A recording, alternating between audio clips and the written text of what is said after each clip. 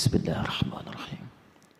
Assalamualaikum warahmatullahi wabarakatuh.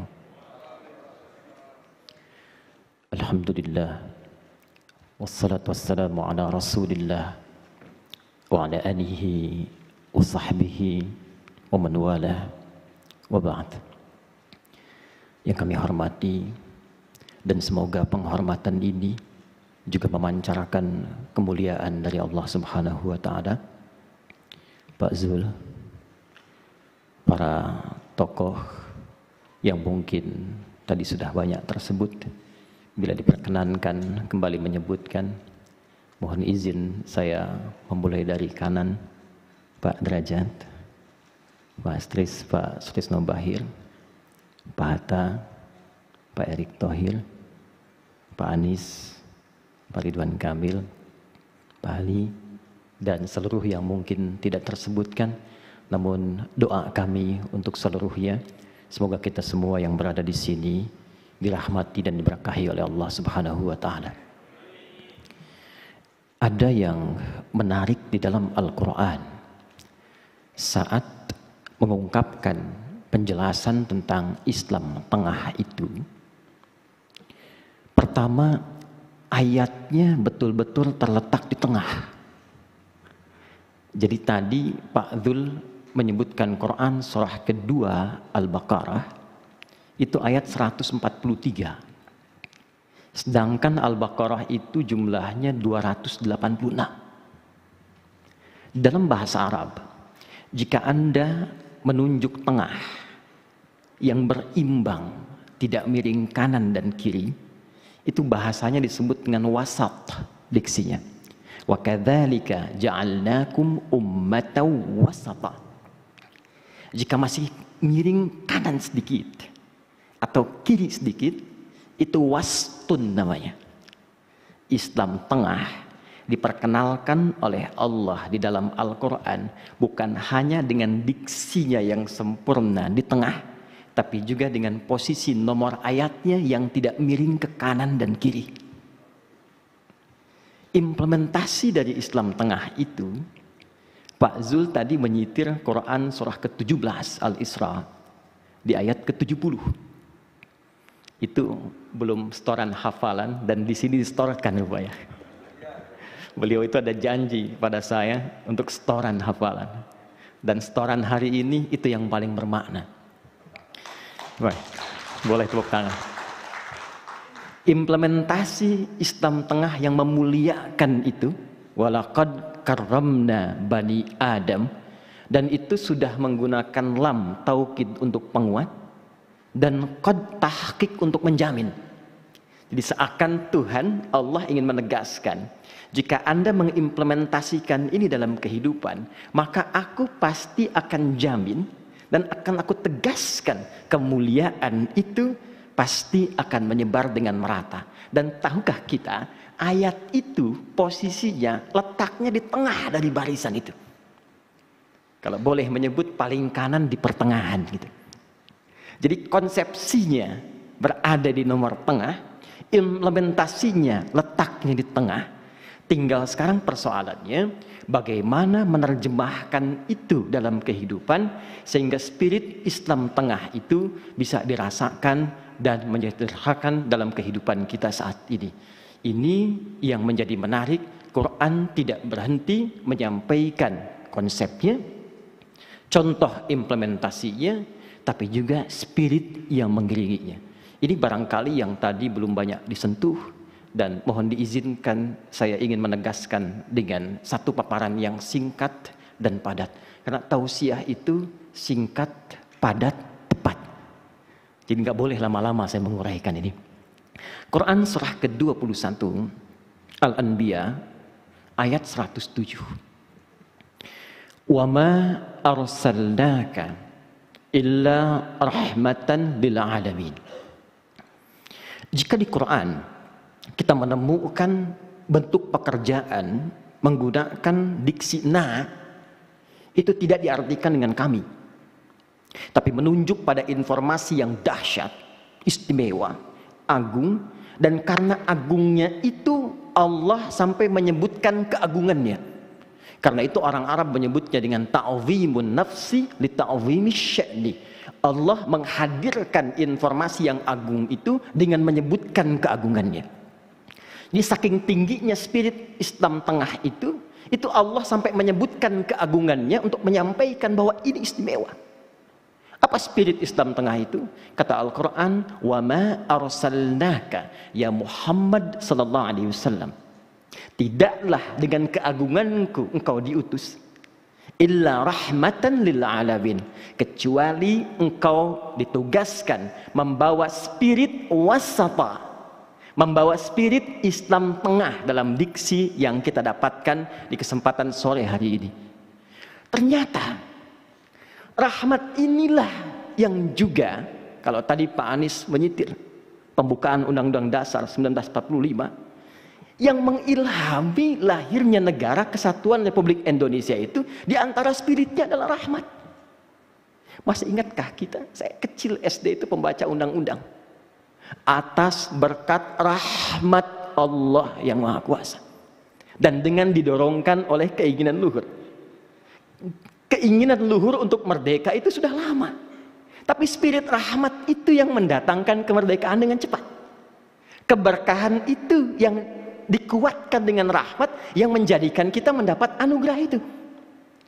Dan masih ingatkah kita? Ternyata spirit ini juga sampai sekarang itu masih dituangkan di bagian awal sebelum keputusan-keputusan strategis diputuskan oleh stakeholder di bangsa ini.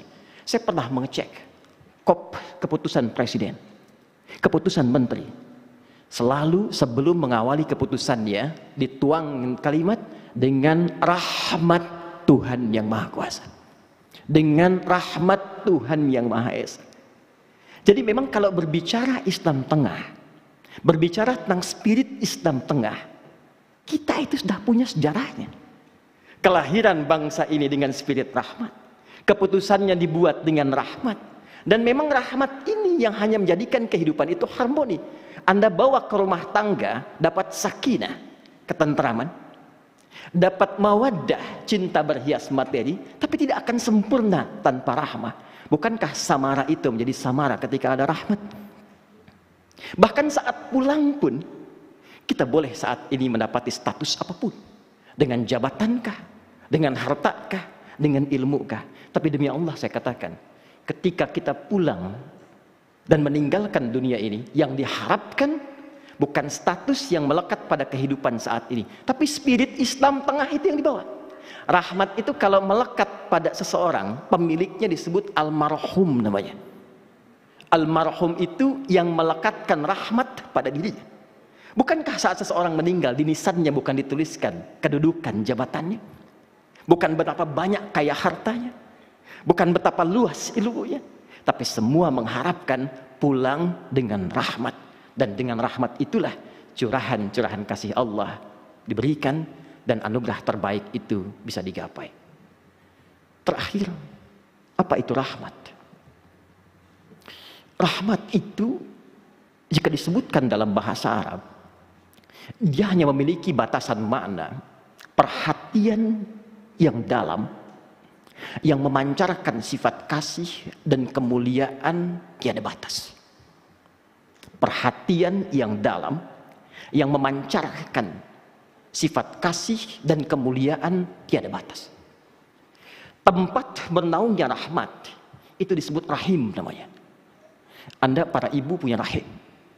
Kenapa tempatnya disebut dengan rahim? Karena di tempat itu ada sosok yang diperhatikan dengan dalam, diberikan kasih dan kemuliaan nyaris tanpa batas. Bukankah saat miring kanan sakit Anda tahan, miring kiri sulit Anda tahan? Kenapa? Supaya memastikan tempat yang di dalam rahim itu mengalir kasih kepadanya. Karena itu ahli tasawuf mengatakan, kenapa bayi yang lahir itu menangis? Dia mengatakan karena ada rasa kekhawatiran tidak mendapatkan kasih yang serupa saat dia berada dalam rahim ibundanya. Tuhan mengajarkan kita untuk menebarkan rahmat. Orang Islam mesti khatam ini. Tuhan Allah mengajarkan kita untuk menebarkan rahmat. Kata Nabi, setiap engkau akan bertindak, melakukan apapun, tidak dianggap baik perbuatan dan tindakan itu kecuali engkau awali dengan memohon rahmat. Kullu amrin dhi balin la yubda'u fihi bi bismillahirrahmanirrahim fahuwa abtar. Setiap perbuatan baik yang tidak diawali dengan bermohon rahmat, bermohon kasih, supaya apa yang akan dikerjakan itu bisa memuliakan siapapun yang dia hadapi. Anda adalah pejabat, memiliki kedudukan. Anda minta kepada Allah bagaimana caranya dengan kedudukan itu bisa memuliakan yang dipimpin, bisa memberikan kasih dan menatap dengan sempurna siapa yang harus dirawat. Maka kata Nabi, orang yang tidak memulai tindakannya, seorang muslim yang tidak berharap rahmat dalam bertindak, rahmat luas tanpa batas dalam kegiatan di dunia, disebut dengan Rahman. Sifat kasih terbatas bagi insan-insan berkualitas disebut dengan Rahim. Maka spirit ini mengajarkan kepada kita, jika ingin menerapkan Islam tengah, kata Al-Quran, maka hal pertama yang harus ditanamkan di sanubari kita adalah rahmat terdalam. Lihat semua orang dengan kasih. Kalau kita melihat dengan kasih, dengan sayang, betapapun berbeda, kita akan tetap menerima kebaikannya. Dan di situ titik temu akan ditemukan. Saya ingin tunjukkan satu gambaran kasih Allah yang sangat luar biasa. Mohon izin. Pendosa sependosa-pendosanya. Akumulasi dosa itu dalam Al-Quran disebut israf namanya. Tuhan itu punya 5 sifat yang memberikan kesempatan kepada setiap insan yang salah tetap berpeluang menjadi soleh. Salah biasa, khata, dia punya sifat afu untuk memaafkan. Muncul dosa, dzambun, dia punya sifat ghafir untuk mengampuni. Akumulasi dosa, dzunub, dia punya sifat ghafar untuk menghilangkannya. Bertambah pekat, dzunubun ma'adzulmi, dia punya sifat ghafur untuk menghilangkannya. Tapi ketika semua terakumulasi, sekriminal apapun, sejahat apapun, dan berubah diksinya menjadi israf, turunlah Quran surah ke-39 ayat 53. Perhatikan kalimatnya. Qul ya ibadiyalladzina asrafu ala anfusihim la taqnatu min rahmatillah. Yang digunakan bukan afu, bukan ghafir, ghafar, ghafur, tapi rahmat. Kata Allah, firalkan hai Muhammad, firalkan kepada hambaku. Itu masih disebut hamba. Sejahat-jahatnya manusia itu disamakan panggilannya dengan menyebut orang soleh. Jika Tuhan saja memberikan kesempatan kita untuk baik, maka mengapa manusia yang bukan Tuhan mesti memandang yang lain harus berbeda dan tidak memberi kesempatan untuk menjadi baik. Karena itu ulama berkata, Allah itu lebih mencintai pelaku maksiat yang senang tobat dibandingkan orang soleh yang tidak pernah merasa salah.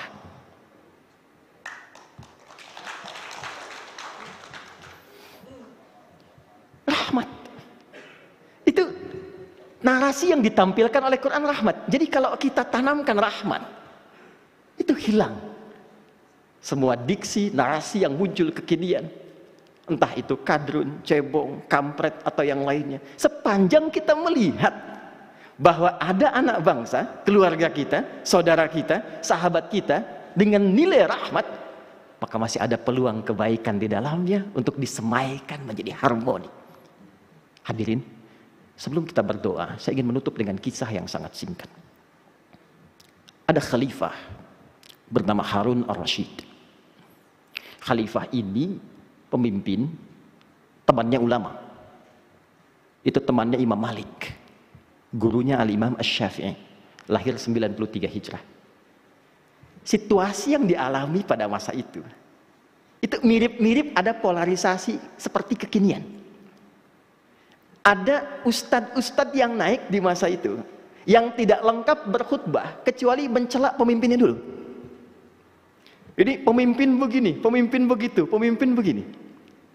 Terdengar oleh Harun ar-Rasyid karena beliau juga faqih, mengerti, dan ada jiwa rahmat dalam dirinya. Itu dipanggil, Pak, untuk berdialog. Di bahasa Pak Ridwan, berdialog, itu kan? Pak Anies menemukan solusi.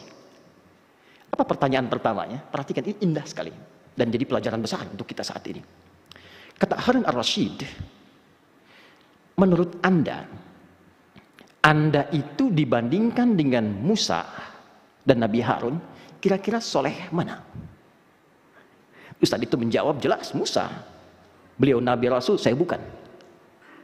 Kemudian kalau saya ini, Harun, dibandingkan dengan Firaun, itu jahat mana katanya? Ya jelas Firaun. Mengaku Tuhan, ana rabbukumul a'la, hobi bunuh orang.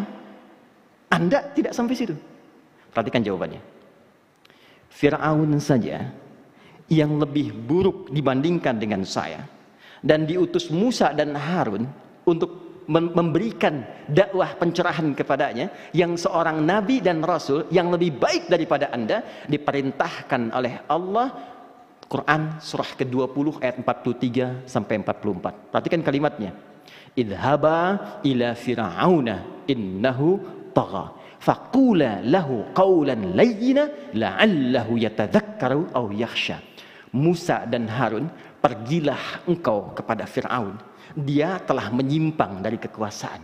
Risalah Islam datang bukan untuk menumbangkan kekuasaan, tapi memberikan arah kepada kekuasaan sehingga menjadi rahmat bagi semesta. Jadi salah kalau ada narasi, pemikiran-pemikiran disematkan kepada Islam untuk menjatuhkan kekuasaan, itu keliru. Yang ada itu mengarahkan kepada hal yang bermartabat dan bermaslahat luas.